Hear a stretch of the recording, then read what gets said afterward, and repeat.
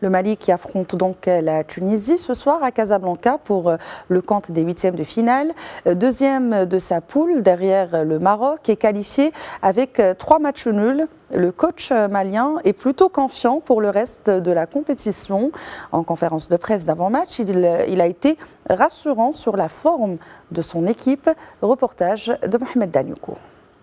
Victorieuse de l'Ouganda, tenue en échec par la Tanzanie et battue par le Nigeria, c'est avec ce bilan mitigé que la Tunisie va affronter le Mali, qui ne fait pas mieux en termes de résultats, car qualifié au second tour avec seulement 3 points en 3 matchs.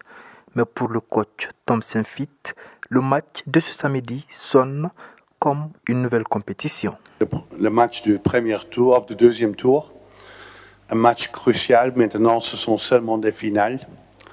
Tu gagnes, tu restes, tu perds, tu pars. Et on joue contre une équipe, pour moi, très forte. La Tunisie, c'est... avant le tournoi, je dis les 4 pays de l'Afrique du Nord sont pour moi des favoris pour le titre. Le plus grand favori, c'est le Maroc. Si pour le coach Tom Saintfiet, le Maroc est le grand favori de cette CAN, avoir fait match nul avec cette équipe des Lions de l'Atlas démontre que les aigles du Mali ont les armes pour gagner ce combat des aigles. Et ça va être un match difficile, mais on a prouvé sûrement contre le Maroc qu'on peut être compétitif.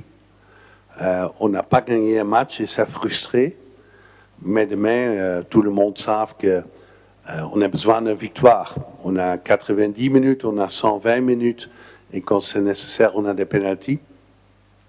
Mais on doit marquer, et je pense qu'on a travaillé les derniers jours bien dans les choses qui doivent être mieux. Tout comme le coach, le jeune milieu de terrain, Mamadou Sangari, estime que lui et ses coéquipiers sont prêts. On sait que ça ne sera pas un match facile. Donc on s'est bien préparé. Ces 2-3 derniers jours, on a bien bossé les choses qui nous manquaient un peu. Si le Mali s'impose, il va croiser en quart de finale l'équipe victorieuse du match entre le Sénégal et le Soudan.